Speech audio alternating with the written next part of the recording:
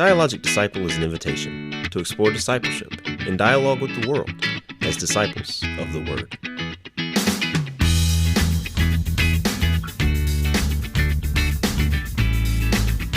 Hello and welcome to another episode of the Dialogic Disciple Podcast. My name is James Johnson and I am here with...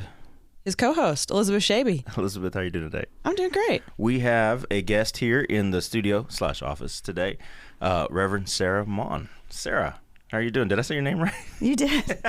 Congratulations. I just went, Not I was that like, hard. In my head, I was like, I don't know. Oh, wait. Is it Morgan? Oh. That's Do you what I get get that a lot. a lot? Wow, okay. Okay. Yeah. Well, Sara, thank you so much for Morgan. being here today. How's your Christmas going? It went really well. Yeah? Yeah.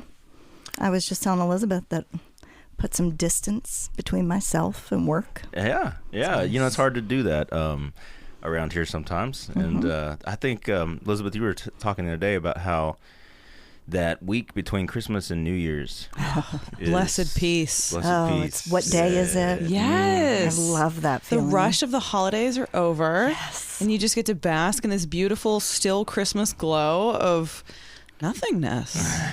It takes me a few days Really? to unwind, Yeah. and my husband always reminds me that I can stop telling everybody what to do. Okay. I'll try. Did anybody here have anything special happen over the Christmas? I mean, technically, we're still in Christmas. So Yeah, come on, James. anything special happen over Christmas that anyone wants to talk about? You have little kids, Sarah. Did you guys do anything family fun related? Do you have any fun traditions or anything? Well, we have a couple. We didn't do as many of the traditional things as we have in years past. Why is that? Well, one boy/young man came home, the middle one, from upstate New York, Ooh. and he really doesn't like being told what to do. I mean, course do not. any of us? Come on. So it was hard to get him to rally. And then the oldest boy/young man lives near Georgia Tech. Okay. He came home for a few days. It was also hard to get him on board. And then the 11-year-old just gets sad that his older brothers won't participate. That's But tough. we did have a good time. We went and saw the Nutcracker. Oh, cool. Nice. That's one of my favorite things to do. All right. And went to visit my mom and got a couple days away with no children, just my husband. Oh, great. That's awesome. That is great. Very cool. I recommend that for couples. Yeah. Mm-hmm. We had Christmas. I have one tradition for Christmas, which is at this point in my life anyway, which is on Christmas Eve to watch It's a Wonderful Life on NBC at 8 p.m., which I encourage everyone to do if you haven't done it. It is a fantastic experience to know that you're sitting there watching this movie with probably about 5 or 6 million other people. Yeah. As I looked up the ratings and see, it is the most watched thing on Christmas Eve, which I guess this shouldn't be shocking, but it is my tradition in which I got to participate in again this year. I think I've done it now for 26 years maybe now in a row. It's something I did with my grandmother when she was still with us, and so it's an important thing for me. And then my daughter got some lightsabers.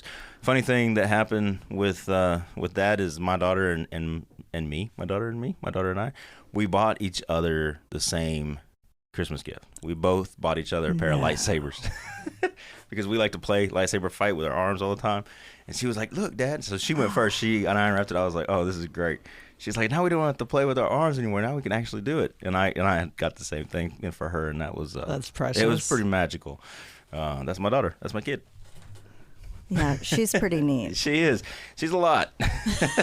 I love her. She's always 50-50 on whether or not she's going to go down for the children's moment on Sundays. Really? Yeah, because she's likes to sit there and draw and color and whatnot. And but every time she goes down, I'm like, oh man, please don't be too much for Sara to handle down there. I think I've got it with her now. Yeah. Too. We have a good pattern. Good. She always sits next to me, which I Yes. appreciate. Oh yeah, she likes sitting close to the teacher, which is a weird thing, but that is her thing. What about you, Elizabeth? Anything special happen with Christmas for you? You get anything special for Christmas? I get Did Santa anything come special. see you? No one brought me a puppy. It was pretty disappointing, actually. Do you want a dog? You are allergic I to puppies, have one. as I recall. I am allergic to them, but I love them. So sometimes we choose to ignore that fact.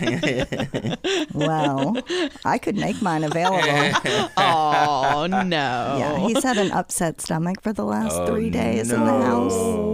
It has been constant. See, I think about these things, then I remember, like, it's been a long time since I have been the primary person in the house with a dog.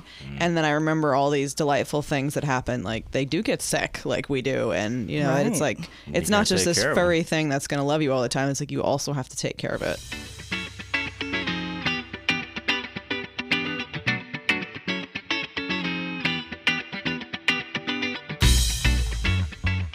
Well, we are getting close to the end of our Advent, Christmas, Epiphany journey, the promise of Eden. We are, what is today? The Fourth, Wednesday, Wednesday, the January the 4th. So we are in like the 11th day of Christmas, I believe. We are. The 11th day of Christmas. So And I would just like to say that no one brought me 11 drummers drumming. Thank God. Could you imagine? We give thanks. And for this, we give thanks. I was more looking forward to the swans. I can forgive the drummers, but I also got no swans, and I was very disappointed about that. During this part of our devotional journey, we've been talking about how the Word of God has been rooted with us in the birth of Jesus Christ. And so today I thought we would spend just a little bit of time here talking about how we've seen that play out. I've been reading the devotional. Thank you. You're welcome. And the thing that has struck me, or that has resonated with me, is this idea of staying with God, you know, like when Jesus was separated.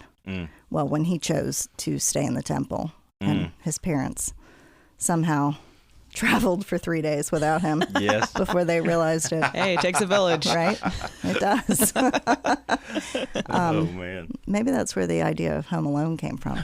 There you go. Oh, Jesus is the original Kevin McAllister. I like it. This is Fabulous. That's good. Yeah, that was a gem. But this idea of staying with God even when it's hard. Yeah. Right? And staying when we're full of fear or worry. Yeah. And it makes me think, it actually had me thinking about being a parent, and that one of the transformative moments in my life obviously was when I became a parent. Sure. Yeah. Right? It's that's okay. It's like a restart yeah. on life. It all shifts. But that after that moment, this realization that, oh, I have to stay close to the source. Every day going forward, stay in the temple, stay rooted in the Word, because your heart actually becomes alive and outside of you, and you have no control over your child moving through the world. Yeah. Right? And that it can be so much fear. Yeah. That it can be a lot. I like that image of your heart becomes alive and outside of you. Like, it's like the thing that you love is now That's pretty powerful. Doing free actions out in the world without your direct control. 'Cause that is exactly how I feel with Kiefer. And you know, I think to flip that relationship, I think it works for the metaphor that you're trying to get at, Sarah, which is that just like children have to stay close to their parents, right? Parents have to stay close to God in order to kind of keep that chaos and that panic and that worry and that fear to overwhelm us, right? Yes. A child wouldn't last, I mean, of course, unless you're Jesus, obviously. A child wouldn't last very long without being close to the source of their life, you know, and neither do we. We wouldn't last very long without being close. Exactly. Yeah. Exactly. I like that. Yeah. I felt it profoundly when, for the first time, John drove away in a car. Yeah. And I looked up, I was like, you got it, right? Right? Because I have no control. It's, you know, like they're separate. They're going to make their own decisions. Yeah. And you have children now, Sarah, they're older and kind of out in the world doing their own thing. And I would imagine that even more so, I mean, I don't know if more so, but even now, as you see them out making their own decisions, and you've prepared them the best you can to live in the world as young men, yet you have no control over the decisions that they make now. Like even now, even though you know that they're safe and they're good and they're responsible, you still have this kind of care and concern and worry over these young men who are out in the world, right? Yeah. Yeah. So it's hard that the Bible says over and over and over, do not worry. Do not worry. Yeah. And you're like, are you sure? I could do it for a little while. I do more than my fair share of it. Yeah. I do wish Jesus had said a little bit more about that. He talks about consider the lilies when he says don't worry, right? He says consider the lilies, and the lilies are clothed better than Solomon, but he doesn't say anything like, and the lilies don't have kids, right? The lilies don't have to worry about little baby lilies running around. Yeah. I did my first session of my biblical storytelling class last night, and it's on Zoom, and the professor started off the class so she wanted to pray, but before we do that, she said, I want everyone to take the thing that they've come with, because we all have a thing, right? Something that we're worried about, something that's on our mind, and sometimes it's a bad thing, but sometimes it's also a good thing, like you have a phone call with your best friend after this, and you haven't talked to him in forever, and you're really excited. So whatever that thing is, good or bad, take it and imagine throwing it into the center of the room where God's hands are holding out. Right. And so for the next 2 hours, God's going to hold that thing. And if you choose at the end of those 2 hours, you can pick it back up. Like it's still going to be there. She says, I find a lot of times students choose to say, okay, I'm going to let God keep holding that. Right. I don't want to pick that back up. But for the next 2 hours, put that in God's hands and let's center ourselves. And I just love that as a practice for anything. It was very helpful. And then she actually had us like visually do our hands where we're like throwing the thing into the center of the room, which was really cool. Oh, that's cool. Yeah. I like kind that. of embodying the story. Yeah. It was a good like anxiety practice, at least for me. I liked that a lot. I use something similar sometimes when I pray, of handing it over, and putting it in the hands of God. But sometimes if it's a worry related thing, I'll ask to borrow it. If I feel the worry coming on, I'll take it back for a minute. Okay, I'm done. I'll give it back. Yeah. Because you're not, it's not always easy to remove yourself from it. Right. Oh, yeah, absolutely. of course. Yeah. You said something at the beginning of our conversation about like God encouraging us to, like even in the chaos, we have to remember to let the thing go, right? Mm-hmm. And I was reading Isaiah earlier, and I was digging into just the very beginnings of a commentary on it, talking about how there's a lot of those themes throughout Isaiah, especially in the chapters 50s and 60s. Like, it's not just like, your light has come, your light is here, like God is here, no worries. It's like you're in the midst of all this stuff that's really hard, and you still have to remember to hope. You still have to remember that it's going to be okay. Right. So it's about being in the thick of life and having that peace there, knowing that God is rooted with you there in whatever form that takes. Yeah. I don't remember what I read in seminary, but one of the things, some used the word cleaving oneself to Christ. That's a good biblical word. And I think of myself as having to cleave, and that's pretty gruesome of an image, but it feels like that, right? To hold on to that, that anchor. Yeah.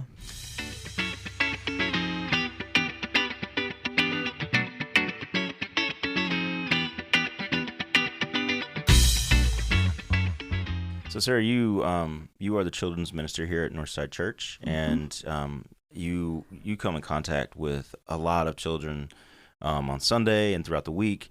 My guess is that you do encounter children who have come to you or to someone on your staff with anxiety or fear, with some kind of chaos that's happened in their life. And I don't know if you have the words to describe this, but I'm curious as to like how, as the minister, how do you try to bring peace into that situation when you see like just terror or anxiety or chaos kind of gripping a child? Like, how do you remind this child that Jesus is rooted with us, that Christ is here present with us? Like, how do you what do you have a go-to way of doing that? Or he's asking for a friend? Yeah. That's right, I'm asking for a friend. Well, I actually have one experience that happened a few months ago, and there was this sweet young girl, and she had come back from summer and was in Sunday school, and it was a lot. Yeah. Those first few weeks, lots of excitement and energy, and of course I had picked activities that encouraged excitement and madness. But she was completely attached on her backside to the wall, like rigid and standing up against it with her arms straight, and she was touching the wall and just on the wall. And I approached her and got down on her level, which is, there's not much difference between myself and a fifth grader because I stopped growing in the fifth grade. But, and I think I just said, I get it. Yeah. I know. I think I know how you feel right now. And then the next week when I was practicing the children's sermon, I have a lot of nerves, anxiety, and I still get anxious when I do the children's sermons. But that prior Saturday when I was going over it in my head, she always comes up on stage and she always stares directly at me. Like some kids, they're listening, but they look forward. Yeah. You know, they're waving at their parents, but they are listening. Yeah. But she always sits there with this rapt attention, staring at me. And when I was practicing, she was the face I was envisioning. And the next day I saw her and I told her, I said, hey, I bet you didn't know this, but I get really nervous when I go up there. And yesterday when I was practicing, it was you that I was picturing having a conversation with up there. That's cool. Now, I mean, of course, you never know what the takeaway is. You know, that child might walk away and think, well, that's weird. You know, but the intention was to relate to her anxiety. Yeah. With a very concrete example in my own life. Yeah. No, that's great. The fact there's a little bit of a mutual kind of empathetic switch of positions there in a situation like you were picturing her, right? And who knows, maybe she's picturing you, like getting down on her level and being like, I know how you feel. Like you guys helped each other out in a moment of mutual anxiety, right? Mutual nerves or whatever. Yeah. I love that. That's really beautiful. And I think that's the greatest, to me, that's always been one of the coolest things that God gives us in Jesus, is like God saying, yeah, I get it. Right. Yeah. It's not like, talk about getting stop, down on our level. You're going to be fine. Don't worry. It's like, I get it. Yeah. I get it. It's the most amazing thing that our God became human. Yeah. Right. And knows. Yeah. Really gets it. Yeah. Yeah. That's something that I've returned to over the past couple of years. Is we tend to think about Jesus, his sacrifice, and his relation to pain and suffering as Jesus on the cross, which I mean is absolutely true. But I like to think about, and I don't like to think about, but I find great meaning in Jesus in the Garden of Gethsemane when he's sitting there and he is like he is so wrapped with fear, I think, and anxiety that he is like he's sweating blood, right? Yeah. And he is like, I don't want to do this. Like I don't want to do this. Like the ultimate kind of like huge stage fright kind of situation, but like for the for the salvation of the world, and it's in that moment where he decides to go through with it anyway that I really like that I find a great deal of profound power in that moment, even more so than him on the cross to some degree. Like, because I'm probably not going to be crucified. Let's hope. But I will be in those moments where I've been asked to do something, called to do something by God, and that anxiety and fear will grapple me, will cleave to me. You know. Well, and I think too, we can also imagine God as parent, you know, and I mean, we are, you know, I don't imagine God necessarily as riddled with anxiety, but we are made in God's image. And so God as a parent, seeing his son experienced these things, Yeah. right? Like That's right. Yeah. that's another, like, yeah, I get it. You know, like Yeah. I imagine that there's empathy there, you know, that our God feels for us as, you know, that can look at you and say, I get it. You know, I get what you're going through with your kids, because Right. I had one too. It's hard, you know, whatever, you know, Yeah. I don't know. That's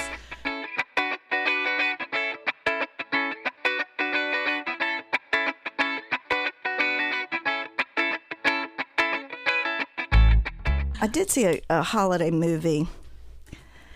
This is the problem with being 50. It's like, what holiday movie was it? I don't know. Was it Die Hard? No. But there's this great dialogue between two of the characters, and it's about bravery and courage. And I think the younger person was assuming that having courage or being brave meant the lack of fear, Yeah. oh yeah. Mhm. and that no, that's not the case. Right. That you can still do the next right thing even when you're fearful, Oh yeah. Yeah. right? That you just, you know, because you cleave yourself to Christ, that you have to steady yourself and walk through it. Yeah. Yeah. Even with the fear, Mm-hmm. you're just saying no to the fear, but that doesn't mean that it doesn't exist. Yeah. Absolutely. In fact, you know, ancient Greek philosophers like Socrates and Aristotle tell you that you can't be brave unless you have fear. Otherwise, you're just oblivious. Like Yeah. running into a situation that you should be afraid of, that you're not afraid of. That's just It's concerning. that's concerning. Deeply concerning. Right. Right. That is a There's lack of something wrong with self-awareness, you. right? Yeah. But in order to truly assess a situation and know that I should be afraid here, or I am afraid here, and then to do it anyway, that is bravery. That's courage. That is true courage, and that is something that I think we oftentimes forget. And that source, again, staying close to the source of our courage in Jesus Christ and in God, is a very important part of that. We talked about this. We talked about this week in the devotional how Jesus is the vine and we are the branches, and that is exactly what he's talking about. That he is the source of all of that. Not the one that's going to eliminate all fear and anxiety, because those things are a natural part of what it means to be human. In fact, they're necessary aspects. They are. Suffering itself is a necessary aspect of growth. He talks about how the branches will be pruned, you know, but not cut off, pruned. And so there's some pain that comes with being connected to Jesus Christ, but that if we stay connected to the source, that we always have life. We always have a source of order and peace in our lives. I also think of the vine and staying close in terms of staying deeply connected to a church community. Yeah. You know, I know for myself that a part of the reason I chose to do what I do, to pursue ordination, was self-serving in some way, because I know that if I don't stay Yeah. deeply rooted in Christian community, Yeah. you know, don't leave me to my own devices. Oh, yeah. Absolutely. I want to be as close as possible, as many days of the year as I can. Yeah. Yeah. I have that same thought oftentimes. You know, I think about how grateful I am that God called me into ministry. I'm not always like that, but I'm very much of the disposition that if that had not been the case, and had I not followed that call into the church work that I do, who knows where I'd be? Like I would be out there, out lost in the ocean. Who knows? I have no idea. You know, I'd probably be a lawyer. Can you imagine? That'd be terrible. No disrespect to the lawyers out there. Just, you know, for me personally. Yeah. Yeah. And in some ways, to me, I felt like I know I had a choice. I know I have free will. Yeah. But at the end of the day, I didn't. Right. Yeah. Right. I know myself as a teenager and in my 20s, and I was just too lost, Yeah. you know? Same. Yeah. So, Yeah. I think that's the freedom that God gives us, right? It's the freedom to choose God. But like you're saying, like that, to me, that's that, I don't know if discernment's the right word, but it feels like answering the call, right? It's like, I know I am choosing to answer it, but it wouldn't really feel right otherwise. Like, this is the thing that I need to be doing. Saying yes. Yeah. Yeah. Yeah. That's the whole game. It Yeah. comes down to, the question is like, yeah, we all have free will, but a truly free, independent will is also a sinful will. And really, you can choose not to go with God, but you're going to end up swallowed by a well, probably. Yeah. You know? Oh, I love Jonah. So there's peace, there's true peace in doing what God has called us to do. So I'm glad you answered the call, by the way, Sarah. Well, thanks. I'm glad that you're here at Northside and that you're serving with our children. My daughter loves you to death, so that's a good thing. Well, She's, she can be fickle. oh, I bet she can be. Did you see the new Pinocchio? I have not seen it yet. Is it good? Yes. Oh, I've heard good things. It's by Guillermo, what's his name? Guillermo del Toro. Yeah, and he's a great storyteller. He is. Yeah. Do you think it's suitable for a faith and film class? Yes. Originally I was thinking, it'd be great for young kids, but he does very dark things. Yes, he does. Yeah, he wrestles with some dark themes. He does. It's very much about the beauty of life and choosing, right, to love. Yeah. Even if we know that it will ultimately lead to our destruction. Yeah. Right. Yeah. It's funny how those themes, like in any real good literature, whether it's a book, a song, if it's a movie, in order to get to the true beauty of life, you have to go through that darkness. You have to really wrestle with some dark themes to get to where you can truly appreciate the beauty of what we've been given through Jesus Christ. Yeah. Just being breathed into existence. Yeah, like choosing the beauty is also choosing the pain that comes with it. It's not, you don't just get one without the other.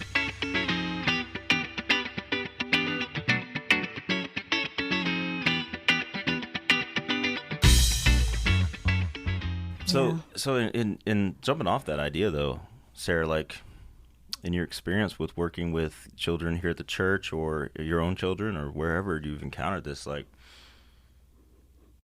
what is a good and faithful way to kind of wrestle with some of those darker themes of life that help us get to, or is there a level that children just aren't ready for, or are children more resilient than we think? Are they ready to accept a little bit more of the darkness of life? I know that when I was in like 4th and 5th grade, I was asking a lot of questions about. I bet you were. I was asking a lot of questions, and there were a lot of folks in my life who just kind of avoided talking about things because I was a kid. I was 10, 11 years old. But I think it would have done me a lot better had somebody been honest with me, or at least been engaging with me. Like there's certain things that you can't just straight up tell a kid. Right. But I'm interested, like how do we as a church faithfully train our children to know about chaos and darkness and how those things are part of a human life? Well, you definitely have to spoon feed, depending on the age, I think. Yeah. But I also think, like, each child is so different. Yeah. And they really have to lead that conversation and ask questions on their own. Sometimes I can be too honest with my own children and I say too much and I think that I can scare them. Yeah. But if I leave the conversation ongoing, currently I do a devotion with Austin every night that's really rooted. It's rooted in the Word, but also in cultivating gratitude. Oh, cool. Yeah. But it does lay the groundwork for those other questions. Recently, here's an example of me telling one of my children too much. My 11-year-old Austin has a friend who's also 11.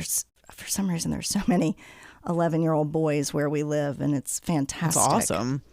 And one of his friends, the father was just diagnosed with stage 4 cancer. Oh, wow. And it's a very bad prognosis. It's terrible. It is terrible. And I said too much about what was probably going to happen in a very short period of time. And Austin is very sensitive, and he'll probably end up a minister. Aww. And he was very upset. And I asked him, I said, would you feel comfortable praying right now? And we sat down and we prayed. And, you know, the prayer was about how we don't understand. Yeah. And we don't know why. But to help us be there for our friend. Yeah. In concrete ways that feel doable for us, whether it be inviting him over for a play date, Yeah. Or just stopping by one day with the basketball and asking him if he wanted to shoot hoops in the street. But I wanted to acknowledge the uncertainty and the why. Yeah. And I think it's important that kids also see us say why, or I don't know, or doesn't this just make you angry, or I'm sad, or it makes me cry. Like, I think that there has to be some emotional transparency. Yeah. Because they do understand that. Oh, yeah, definitely. But if we present an image that's like, well, I have all the answers, I think they know. I think they can see through that. Yeah. Yeah. Even if they couldn't vocalize it, they They feel know. it, right? Yeah. They know in a certain way that kind of that is something that as I've been trying to figure out how to raise Kai, that's something that I've wrestled with many times is how to be emotionally transparent with her, you know, in the sense of like there's a lot of times you just want to hide away how you feel in front of your kid. You don't want your kid to see like the worst parts of you. You don't want to see the kid to see the weakness, I guess. But that's exactly what you're talking about, is that those things are important. Yeah. For her own development to be emotionally Right. complete, whole as a human being. Yeah. She works through her own life and her own struggles. Yeah. Yeah. I was with a friend of mine who's a social worker having a conversation with a kid, and this kid just started asking questions about something, and I got really hung up on, like, I'm not around kids a whole lot, and so I got hung up on, like, why is this kid that's this age asking stuff about this? And I just like couldn't get past that. And my friend who works with kids all the time, she just like kept asking questions back to the kid. And it was like, well, what do you think about this? Oh, that's interesting. And it was like her perspective was she's just trying to explore. She's just exploring this thing that's happening, and you just got to sit there with her and explore it too. Like, and so it was just like, just sitting there with the kid and wondering together. Wondering. I love the word curiosity. Yeah. Mm-hmm. I feel like it's so healing. Yeah. I think it's important for kids to see us be curious. Yeah. Yeah. Why? Can I ask you to follow up on that? Like, how do you see curiosity as being a healing thing? I think if we present ourselves as being shut off or full or knowing enough and having all the right ideas, we're saying that we're not willing to evolve or grow or be challenged or develop.